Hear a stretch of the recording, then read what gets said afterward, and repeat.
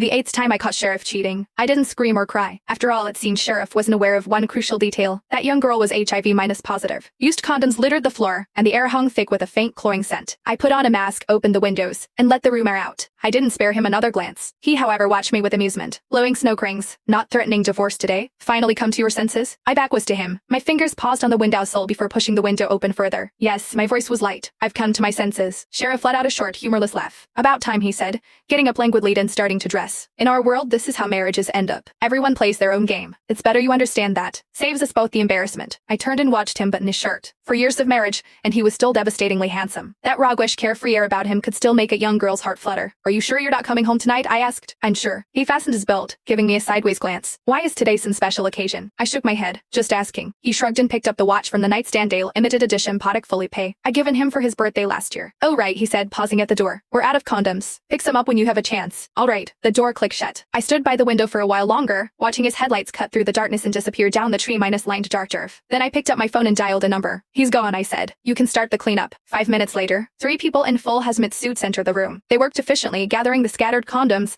wiping down every surface with a special disinfectant, and stripping all the bedding to seal it in biohazard bags. The woman in charge nodded at me. It's all taken care of, Ms. Thorne. Rest assured, there's no risk of contamination. Thank you, I said. This bedroom especially. It needs to be completely sanitized. Understood. The truth was, I had been planning to file for divorce. But not anymore. I wanted his billion-dollar inheritance. I wanted all his money, and all his power. Sheriff didn't come home for 5 straight days. On the 6th night, Sheriff called. I was at the hospital, waiting for test results on a bench in the hallway after a round of exams. His voice on the other end was hoarse, laced with the breathless fatigue of recent indulgence. Serafina?